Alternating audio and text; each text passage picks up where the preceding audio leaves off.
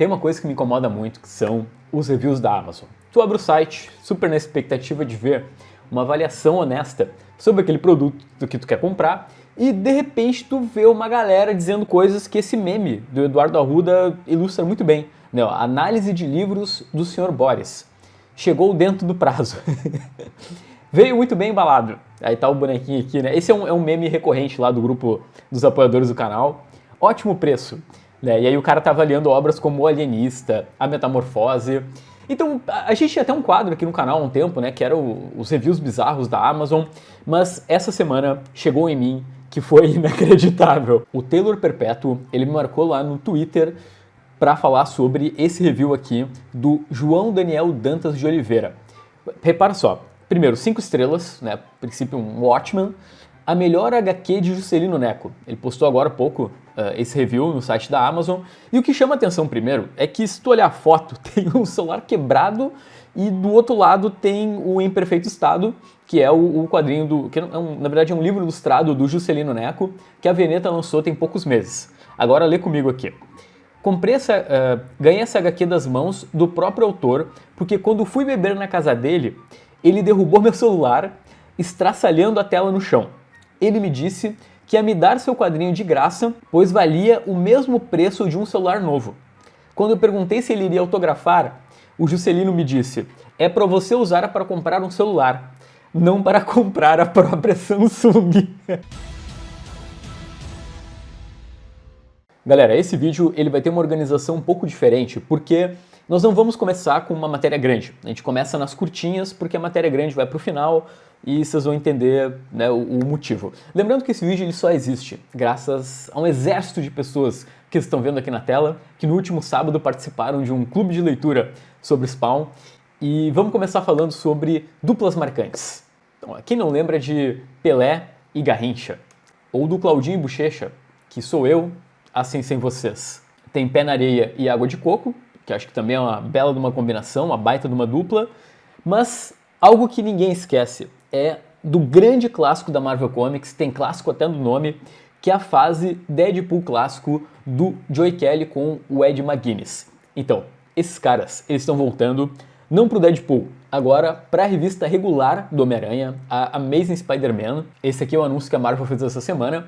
As 8 mortes do Homem-Aranha. Vão ser 10 edições ao todo e chegam no outono norte-americano. Então é algo entre setembro e novembro desse ano.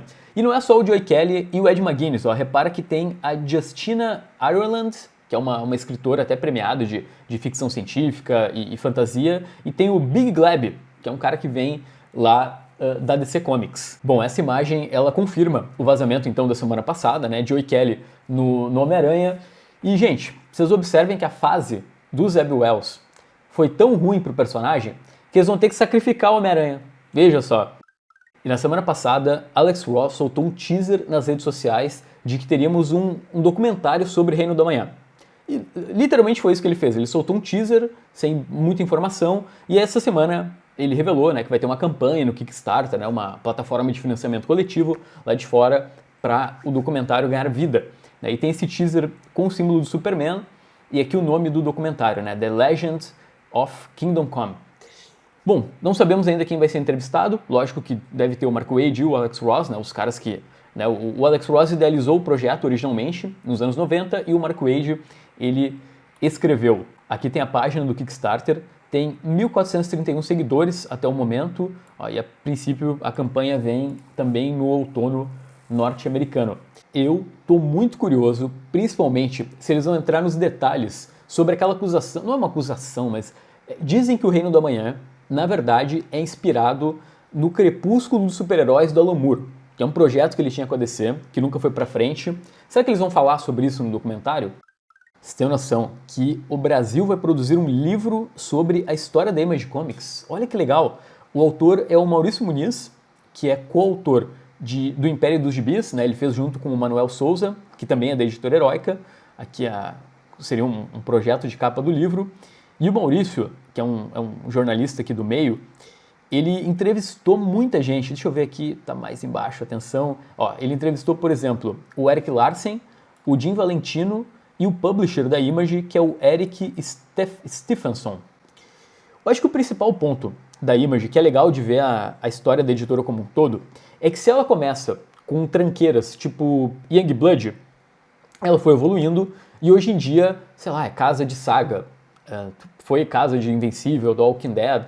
Então, de uma editora, né, focada só nas imagens, sem roteiro, ela se tornou a nova Vertigo, né, nos últimos anos. Então, eu acho que o mais legal vai ser observar essa transição que deve ser contada ao longo do livro. Vou deixar o link do Catarse aqui embaixo e quinta-feira aqui no canal tem live com o escritor do livro, né, o Maurício Muniz, e a gente vai reunir mais uma galera muito legal. Tá? Mais detalhes em breve. Agora vamos falar de algo que foi assunto essa semana, que é Sem Balas. Não só Sem Balas, Brian Azzarello, que hablou. E hablou muito sobre a DC, sobre a relação dele, sobre o pinto do Batman. E vamos começar com o seguinte. Eu sempre achei muito estranho não ter uma série de TV de Sem Balas. É um quadrinho perfeito para ter uma adaptação, sabe? Tem todo um lore por trás, tem um mistério, né? Existe o Agente Graves, que ele entrega uma mala com 100 balas para uma pessoa qualquer na rua e ela pode executar a sua vingança. Cara, os personagens são ótimos, tem a Dizzy Cordova, todos, o Milo Garrett, todo mundo que tá aqui nessa imagem do Eduardo Risso, tem muitos bons personagens, né? Acho que o Lono, principalmente, esse cara com uma cara de safadinho aqui atrás. Mas então, nunca aconteceu, nem série, nem filme. Teve vários projetos ali ao longo dos anos, né? Ele quase virou série 2 vezes no Showtime, isso ali por 2011, quase ganhou um filme também em 2016, mas nenhum projeto nunca foi pra frente. Vamos ouvir o que o Brian Azzarello tem a dizer sobre isso? Ele comenta numa entrevista pro Popverse que ele foi pago em todas essas tentativas, né? Seja série, seja filme, então que isso é legal. Mas e se ele tivesse outra chance? Aí segue as aspas do Brian Azzarello. Sei lá, eu ia ter que ver. Talvez eu nem assistisse. Coitado do Alan Moore, sabe? Eu só não ia ficar reclamando que nem ele. A princípio ele também comenta que ele nem ia trabalhar na adaptação. Ó, isso já é outra coisa. Eu até converso com quem precisar, mas eu já escrevi. E eu tenho outras histórias para contar. Gente, vamos ser sinceros, é muito esquisito. É o Brian Azzarello. O grande filho dele, junto com o Eduardo Risso, é o Sem Balas, é um quadrinho absurdo. O que aconteceu? O grande problema foi isso aqui. Deixa eu mostrar para vocês com detalhes, vamos chegar bem perto, que é o pinto do Batman. Olha aí. Acho que todo mundo está sabendo, né, quando estreou o Black Label, há alguns anos pela DC, uma polêmica foi uma pequena visão que a gente tinha dessa cena que agora está censurada sobre o pinto do Batman. Dá para ver ali de revesgueio, um cantinho ali, uma iluminação meio turva, a gente conseguiu ver o tamanho, né, do documento do nosso querido Homem-Morcego. Segundo o Azzarello, foi aí que a relação dele com a DC azedou e hoje ele não trabalha mais para editora. Abre aspas para o roteirista. É que antes, e foi assim durante anos, eles falavam, né, o editorial da DC falava, a gente quer ver isso do seu jeito. Agora, eles não querem o jeito de ninguém. Ficou tudo homogêneo. Os personagens são mais importantes do que os autores que vão trabalhar neles. E não tem nada de errado nisso, mas é o jogo. Com tanto dinheiro que eles estão tirando dos personagens agora, eles viraram mais importantes do que antes. Então a DC ficou nessa sinuca. É o Azzarello reclamando de algo que eu já comentei aqui no canal várias vezes, até nesse mesmo programa. Muita gente também discute isso na internet. O problema hoje da Marvel e da DC é que elas estão muito engessadas, né? Parece que nada dá pra fazer. Em resumo, tu quer que melhore os quadrinhos do Batman, Homem-Aranha, etc., tu tem que parar de ir ao cinema, tá? É isso. Bom, galera, vocês viram que o programa vai ser um pouco da ordem, né? Geralmente tem, né, a imagem da semana, alguma curiosidade no começo, depois tem uma matéria longa, matérias curtas e depois uma última matéria mais longa ainda. Hoje mudou tudo porque a grande matéria desse programa é sobre o Neil Gaiman, que vocês devem ter acompanhado. Essa semana ele foi acusado por 2 mulheres de violência sexual.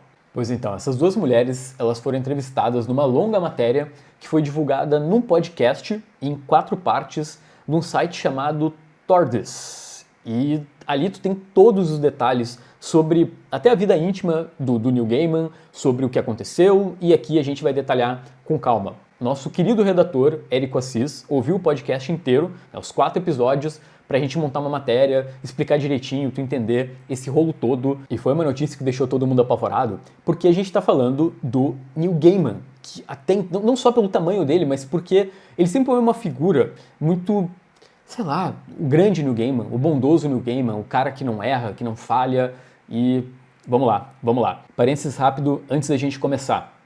Talvez esse ponto do vídeo ative gatilhos. Tá? A gente vai falar de umas coisas bem pesadas, então esteja preparado, feche o vídeo, qualquer coisa. Uma das mulheres, ela é identificada como Scarlett, e ela foi babá do filho do Gaiman com Amanda Palmer, quando eles ainda eram casados em 2022. Eles moravam na Nova Zelândia, e a Scarlett, ela ia morar com os patrões, e ela conta que no primeiro dia de trabalho, ela estava tomando banho, né, numa banheira da casa, e de repente entra o Neil Gaiman pelado junto com ela. E a partir daqui começa uma relação de 3 semanas entre os dois, de sadomasoquismo, onde ela era obrigada a chamar o Gaiman de mestre. Inclusive esse é o nome do podcast, né? Mestre. Já a outra acusadora, ela só se identifica pela inicial Kay, e ela teve uma relação de vários anos com Gaiman no início dos anos 2000. Ela disse que foi forçada a fazer sexo com violência em várias ocasiões e que também tinha essa coisa de chamar ele de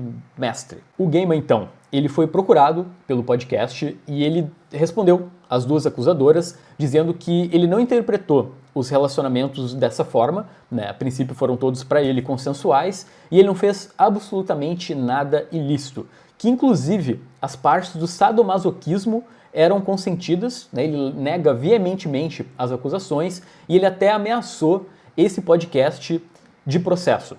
E a conclusão do próprio podcast é que o Gaiman, né, a relação entre as duas mulheres com o Gaiman, ela foi consensual, mas a parte da violência não foi. A partir daqui, a gente pode entrar em mais discussões que rolaram ao longo do podcast e deixam toda essa situação mais complicada ainda. Bom, primeiro, o Gaiman, ele sempre foi um defensor da causa feminista e era casado com uma feminista ferrenha, mas esse casamento com Amanda Palmer, ele terminou em 2022, né, era uma relação aberta, e foi depois do caso com a Scarlett. A gente não tem como ter noção se foi uma questão foi consequência da outra, até porque a Amanda Palmer não se manifestou no podcast.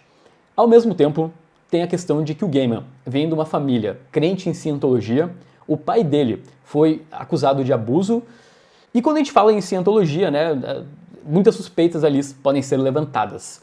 Ao mesmo tempo, o Gaiman é autista, então aí no podcast eles comentam que ele poderia ser mais ingênuo, entre aspas, né, nessa questão dos limites do consensual. O próprio Gaiman se defende dizendo que uma das meninas tinha problemas psiquiátricos de memória e que a partir do momento que uma delas começou a comentar para as amigas que ele era um abusador, o Gaiman cita que ele passou uma semana pensando em cometer suicídio, e a própria vítima também disse que pensou em tirar a própria vida, né, por conta dos traumas que ela sofreu. Tá, e a situação toda, ela foi pra frente? Então, a Scarlett, que é a acusadora mais recente, ela disse que procurou a polícia da Nova Zelândia por conta da violência do Gaiman, e a polícia fez pouco caso. Né? E do outro lado, o Neil Gaiman disse que estava por dentro de tudo, ele falou que estava, né, super disposto a falar com a polícia, mas também ele nunca foi procurado. A Kay, que é a outra menina, ela mora nos Estados Unidos, ela nunca buscou polícia, nem justiça, nem nada. E ainda tem um outro rolo com relação a esse podcast, que isso já é, né, discutido entre os fãs, que é o fato de que a mulher que comanda esse programa é uma conservadora contra os transexuais. Enquanto do outro lado, a gente tem o Gaiman, que é um cara de esquerda, né, e a favor da causa trans. Logo, esse podcast poderia ser uma espécie de vingança ou coisa assim. Galera, que situação. É uma novela que ninguém sai legal disso aqui, né? Sejam, obviamente, as mulheres, seja o próprio Gaiman, seja os fãs, né? Tu aí do outro lado deve estar apavorado com a situação como um todo. Eu não sei se isso vai virar caso de polícia, né? Até o momento não tem nenhuma acusação, né? Um processo contra o Neil Gaiman. Por enquanto a coisa toda só tá na internet, mas o ponto é, pelo menos pelo que o Gaiman confessou que fez, eu imagino que ele tá fora de, sei lá, lançamento de livro, lançamento de série, meio que a figura dele vai ficar bem afastada da grande mídia, pelo menos até tudo isso aí se resolver, e isso vai demorar um bom tempo também para ser solucionado. Eu acho que essa bateu o recorde de pauta mais pesada da história desse programa. Mas então, galera, no mais, o que a gente pode desejar é que a justiça seja feita, tá? Para todo mundo. Então é isso, foi muito bom ter vocês por aqui, uma ótima semana para todos. Lembra de apertar no botão do like que eu esqueci. Vocês estão vendo que eu estou testando um novo formato para o programa. Eu acho que a câmera deu uma pequena balançada, né? Semana que vem eu vou arrumar isso, mas acho que foi legal, né? Deu um notebook aqui, fica fácil de eu ler as coisas e comentar, tá bom? Tchau, tchau.